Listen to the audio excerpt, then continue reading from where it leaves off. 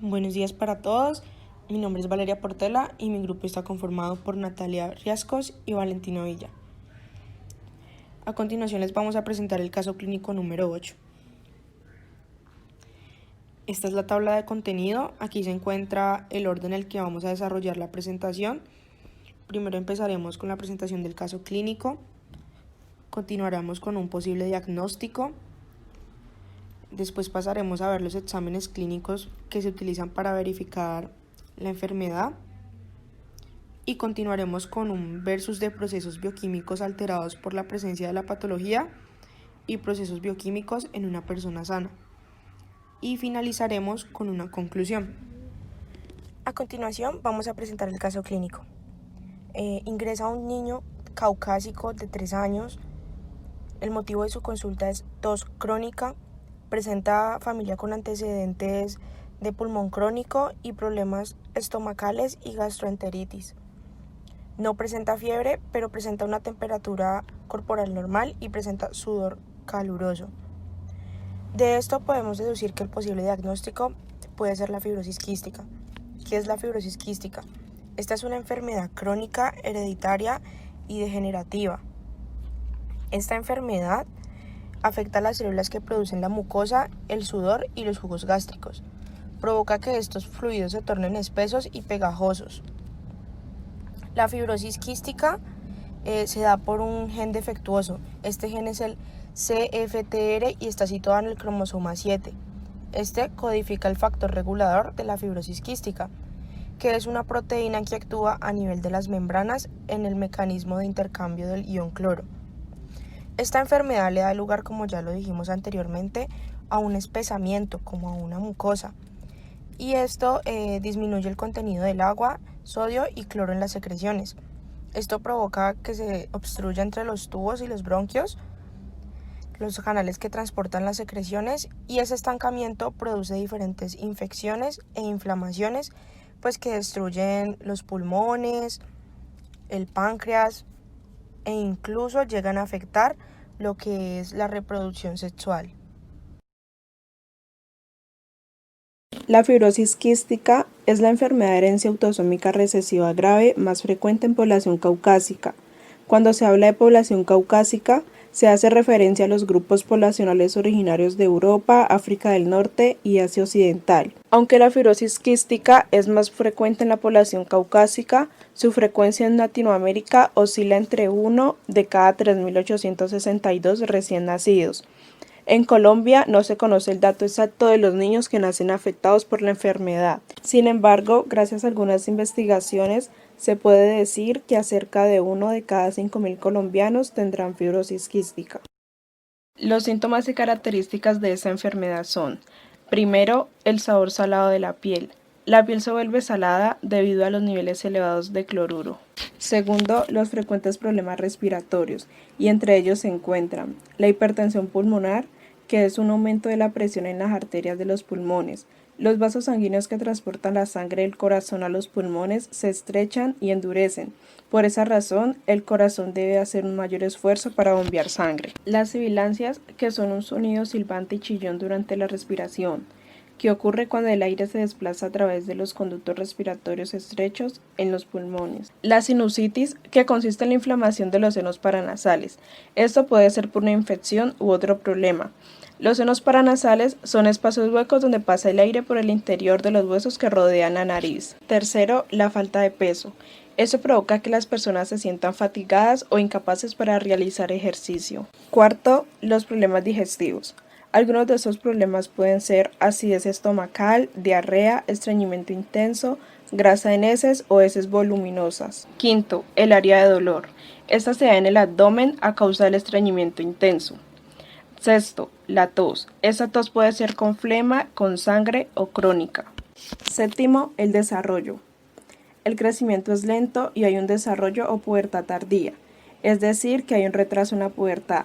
Por esa razón, los cambios del crecimiento empiezan más tarde de lo normal. Debido a la enfermedad, también se puede generar bronquitis aguda, deformidad en las uñas, infección, neumonía, poliposis nasal o pérdida de peso. La poliposis nasal es una neoplasia indolora y benigna que crece en la pared de la nariz y los senos paranasales. Su causa es la inflamación crónica debido a infecciones. Y la neumonía es una infección que inflama los sacos de aire de uno o ambos pulmones, lo que puede provocar que los sacos de aire se llenen de fluido o pus. Los exámenes para el diagnóstico de fibrosis quística son: primero, la prueba de sudor.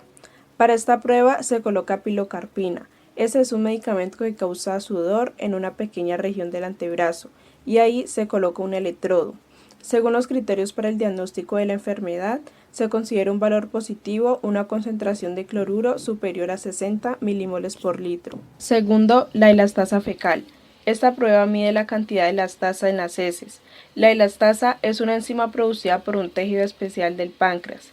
Esta ayuda a descomponer las grasas, las proteínas y los carbohidratos después de comer. Tercero, examen de grasa fecal. Este examen mide la cantidad de grasa en las heces. Esto ayuda a calcular el porcentaje de grasa de la dieta que el cuerpo no absorbe. Cuarto, IRT. Este es un examen de sangre que monitorea a los niños en busca de fibrosis quística. Para realizar este examen se extrae una muestra de sangre ya sea de la parte inferior del pie o de una vena en el brazo. La muestra de sangre se examina en busca de aumento de niveles de tripsinógeno inmunoreactivo. Esta es una proteína producida por el páncreas que está relacionada con la fibrosis quística. Quinto, cultivos respiratorios. El cultivo de muestras de vías respiratorias en pacientes con fibrosis quística se realiza para detectar y contar bacterias que sean agentes causales de infección o colonización de vías respiratorias en estos pacientes. Sexto, pruebas de función pulmonar. Estas pruebas son un grupo de exámenes que evalúan si los pulmones están funcionando bien. Específicamente, lo que evalúan estas pruebas son: primero, la capacidad de los pulmones, es decir, cuánto aire pueden contener. Segundo, qué tan bien se mueve el aire hacia adentro y hacia afuera de los pulmones. Y tercero, qué tan bien pasa el oxígeno de los pulmones al torrente sanguíneo. Séptimo, radiografía del tórax. Este examen utiliza una pequeña dosis de radiación ionizante para producir imágenes para la evaluación de vías respiratorias dilatadas que contienen mucus y también para evaluar infecciones pulmonares.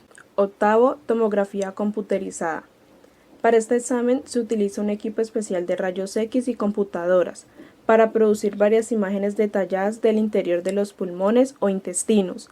Estas imágenes pueden ayudar a determinar la gravedad de la fibrosis quística a través de la observación de la cantidad de mucus presente y de la presencia de vías respiratorias dilatadas en los pulmones. Procesos bioquímicos en una persona sana versus procesos bioquímicos alterados por la patología.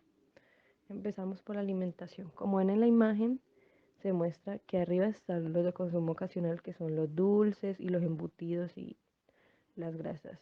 El consumo diario ya son el pollo, los pescados, las verduras, y también se recomienda tener actividad física diaria y beber 2 litros de agua al día. Digestión en personas sanas. Después de tragar la comida pasa por el esófago hasta el estómago. En el estómago se bate vigorosamente y se prepara para una digestión adicional. Luego pasa al intestino delgado. El páncreas produce enzimas que ayudan a digerir las grasas y otros alimentos. Estas enzimas pasan a través del conducto pancreático y llegan al intestino delgado para ayudar a digerir la comida. La mayoría de los nutrientes se absorben en el intestino delgado. Lo que queda de la comida pasa al intestino grueso, en donde se absorben el agua, las vitaminas y los minerales. Alimentación en personas afectadas por la patología. Los niños con FQ necesitan los mismos alimentos de calidad que necesitan todos los niños activos y en crecimiento. Necesitan más calorías debido a la mala absorción. También usan más calorías para respirar y mantener sanos sus pulmones. En su mayoría, los niños con FQ crecen bien si comen una dieta normal y sana y toman enzimas pancreáticas que están bien en cápsulas. Digestión en personas afectadas por la patología.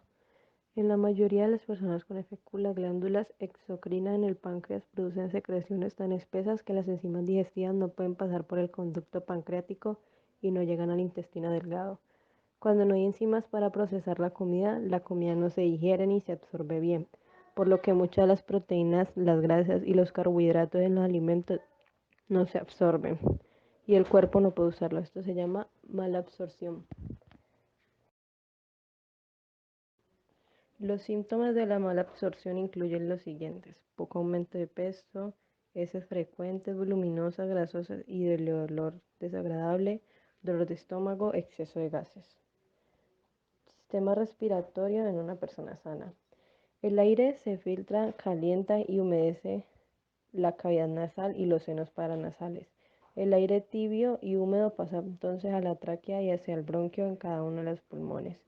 El aire sigue bajando por vías respiratorias cada vez más pequeñas hasta que llega a los alvéolos o sacos de aire. Es aquí donde saca el oxígeno del aire y pasa al cuerpo y se elimina el dióxido de carbono del cuerpo.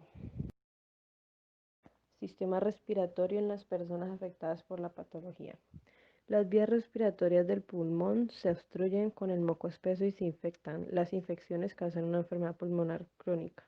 Casi todas las personas de FQ llegan a tener una enfermedad pulmonar crónica en algún momento. En la FQ el moco de las vías respiratorias es demasiado espeso y pegajoso. Atrapa las partículas, pero el moco es tan espeso y pegajoso que los cilios no pueden barrerlo fácilmente hacia la garganta. Entonces, en vez de limpiar las vías respiratorias, el moco las obstruye. En la mayoría de los casos, la obstrucción de las vías respiratorias por moco espeso causa los síntomas respiratorios de la FQ. Algunos de estos síntomas son tos, más producción de moco, silbido en el pecho, infecciones pulmonares, dificultad para respirar y dificultad para hacer ejercicio físico. Sistema reproductor en hombres sanos. Los espermatozoides se producen en los testículos y viajan por un conducto llamado el conducto deferente hasta llegar a la glándula prostática o próstata. Aquí se mezclan los espermatozoides con el semen y viajan a través de la uretra hasta el pene, de donde se eyaculan. Sistema reproductor masculino en una persona que padece la patología. En la mayoría de los varones con FQ, el conducto deferente puede no haberse desarrollado bien o puede que esté bloqueado con moco espeso. Entonces los espermatozoides no pueden pasar, aunque los testículos produzcan espermatozoides y las relaciones sexuales sean normales, el semen que se eyacula no tiene espermatozoides y por lo tanto no puede producir un embarazo. Sistema reproductor femenino en personas sanas. Los óvulos se producen en los ovarios y pasan por las trompas de falopia hasta el útero, en donde crece el bebé. Los espermatozoides, después de ser depositados en la vagina, viajan por el cérvix y hasta el útero para fertilizar al óvulo. La vagina tiene glándulas exocrinas que secretan moco para lubricar la vagina y ayudar al paso de los espermatozoides. Sistema reproductor femenino en personas que padecen la patología. En las mujeres con FQ, el moco vaginal y cervical puede ser tan espeso y pegajoso que los espermatozoides no pueden llegar al óvulo en el útero debido a la obstrucción. Las mujeres con FQ pueden ovular con menor frecuencia y podrían tener menstruaciones irregulares, especialmente cuando tienen problemas pulmonares o nutricionales. Nuestras conclusiones. La primera es que la fibrosis quística es una de las enfermedades hereditarias más comunes en el mundo, en la población blanca. Y la segunda es que basándonos en la exposición se cumplió con los objetivos esperados. Uno de ellos era comprender y ampliar conocimientos acerca de la FQ, generando la capacidad de imaginar el tema de forma básica.